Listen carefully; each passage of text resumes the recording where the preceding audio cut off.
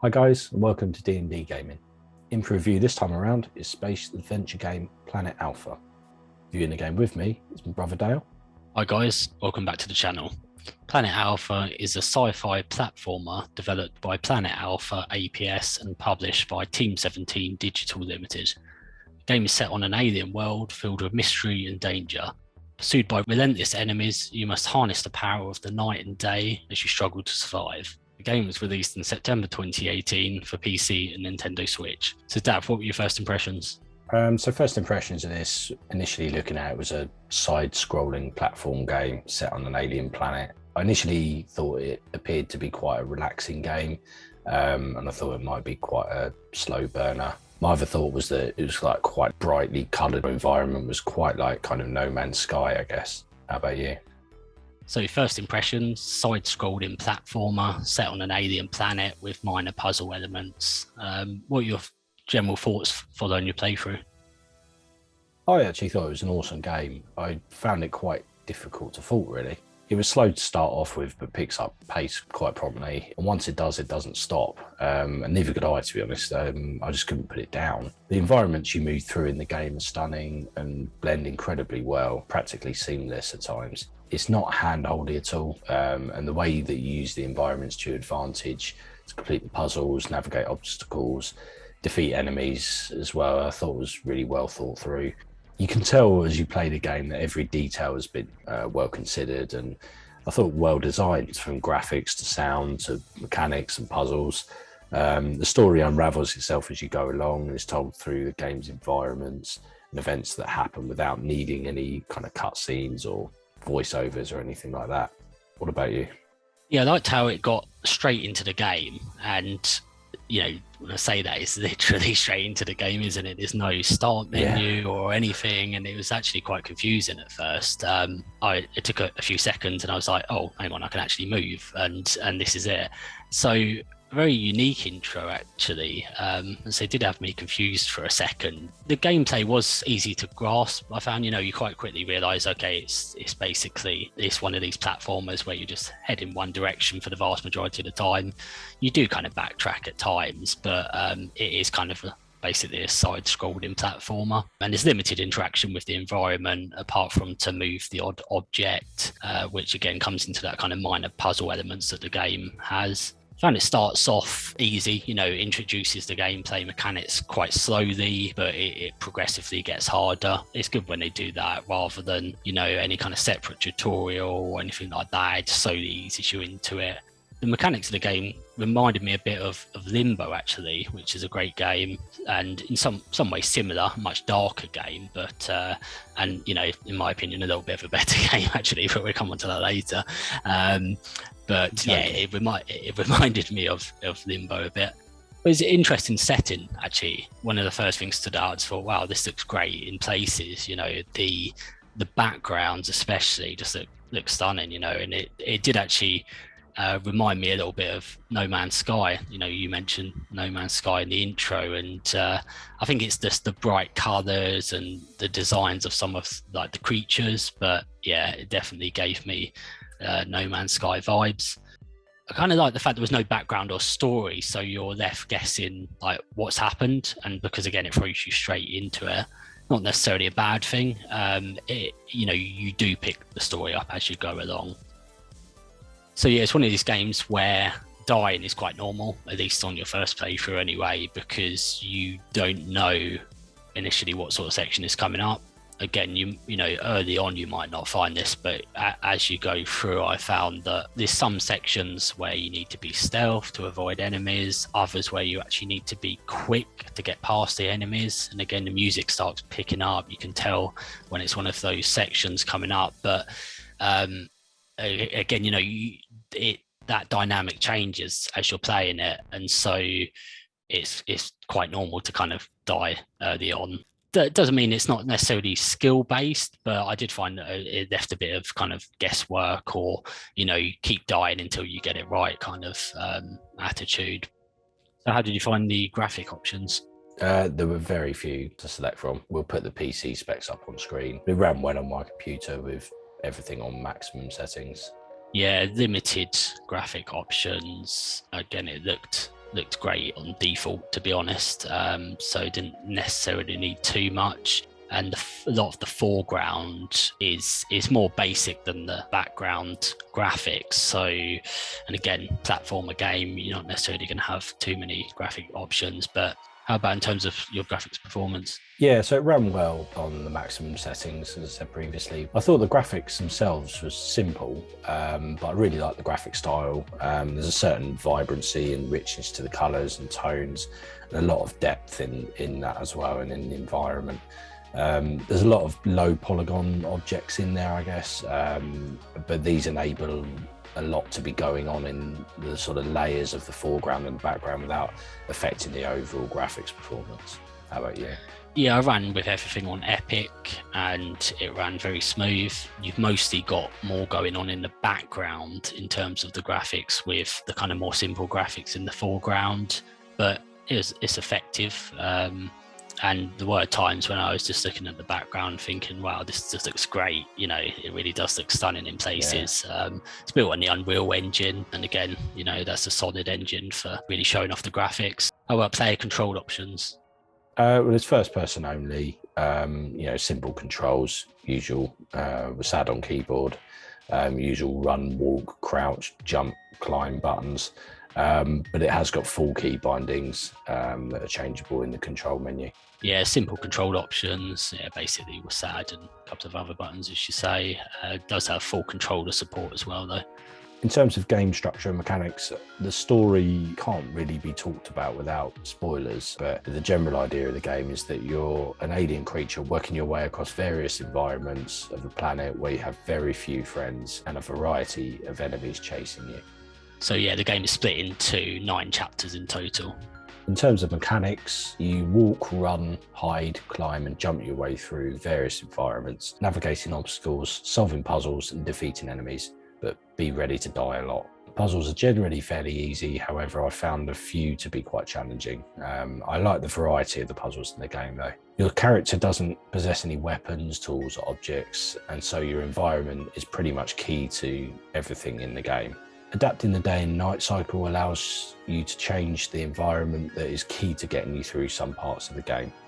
The environments include, but are not limited to, dense forests and woodlands, mountaintops and ridges, and deep underground caves, all of which are well designed and thought through in great depth and detail. Yeah, as you mentioned, one of the main mechanics is the ability to manipulate time, where you can go through day and night cycle, which may change the objects around you and actually may be required in order to move to the next section. In terms of UI, it's non-existent in this, as is often with side-scrolling games. What did you think in terms of sound in the game? Yeah, I thought it was very atmospheric background music.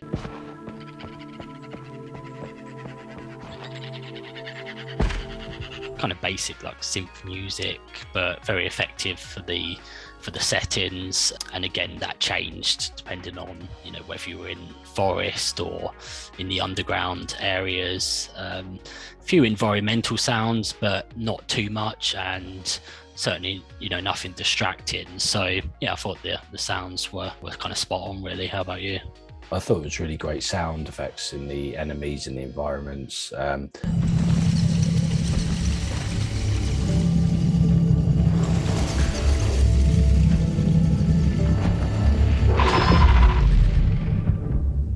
Music is varied and atmospheric, but very much sits in the background. You don't notice it too much, but it fits quite well with the game.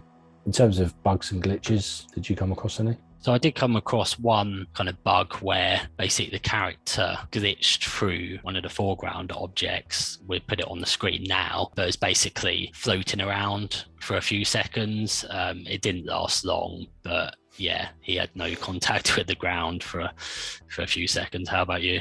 I didn't actually come across any in the game. It all run pretty smooth. So to sum up, things I liked about the game, it's not hand-holdy at all, which I really like. Stunning, varying environments that blend really well together as you work your way through the game. I think the developers have really designed these well, and they're great fun to navigate as well. The way you use the environments to navigate objects, distract and defeat enemies, I really like the way the story is told by the events that happen in each environment, and there's no need for distracting cutscenes or voiceovers that kind of draw you out of the game and break immersion. With this, your sort of attention is kept from start to finish, and I found it quite hard to put down because of that.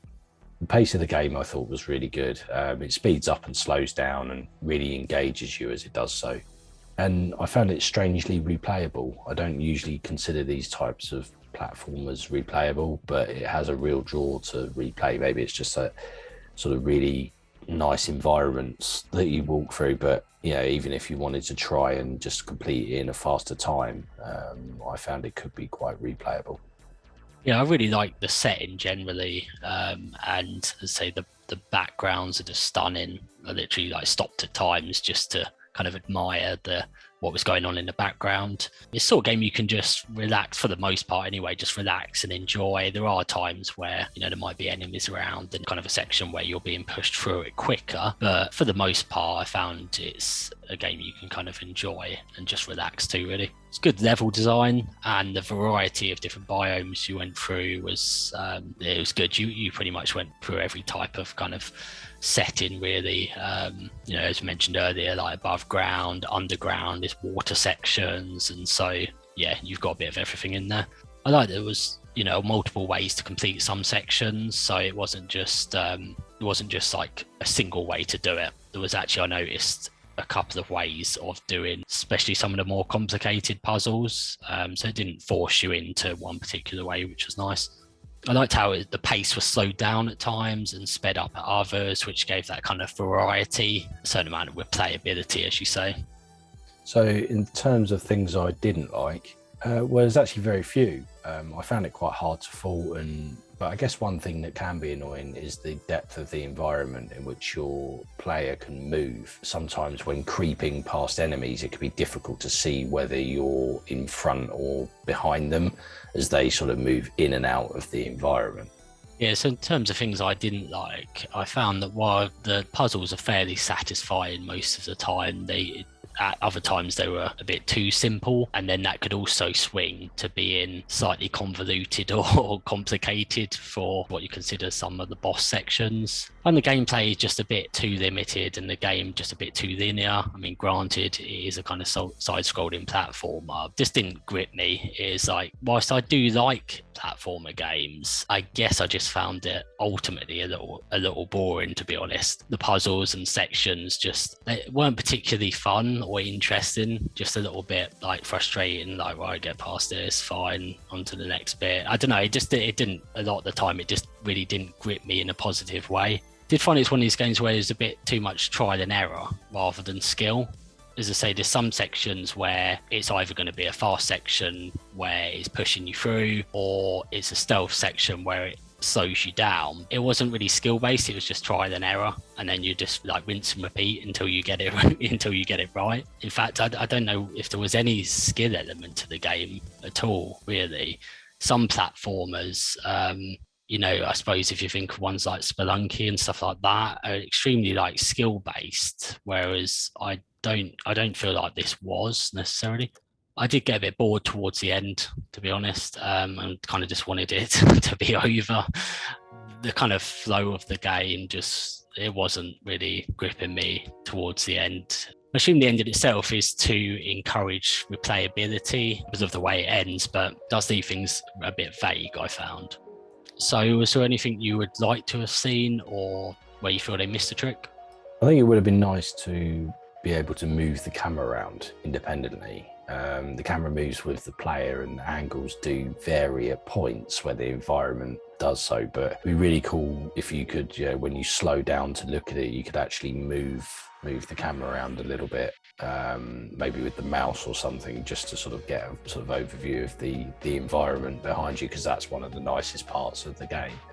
I think there were limited graphic settings, a few more graphical options would have been good, and difficulty settings as well. I think they could have done more with the difficulty, as you couldn't really set anything like that in the game. So in terms of scores, Dale, what do you think? Yeah, so whilst I did enjoy the game at times, and it is, a visually beautiful game, I just found it a little boring. It just didn't grip me enough. So I'm going to give it a 7 out of 10. How about you? Yeah, I mean, personally, I thought it was a visually stunning game. I thought it was quite fun to play, certainly well designed and thought through, and an interesting storyline, very inventive way of telling it as you go through. In terms of linear, I think these games are linear. When you've got a sort of 2D platform like this, or 2.5D platformer, you know, you're always just going to be moving to the right, so they're always going to be linear to a certain extent. I didn't really get bored with it. I thought it was quite interesting, so I was going to give it a 9 out of 10. Well guys, thanks for watching. Please like, subscribe and comment. Hit that bell icon to be notified when we upload a new video, and we'll see you in the next one.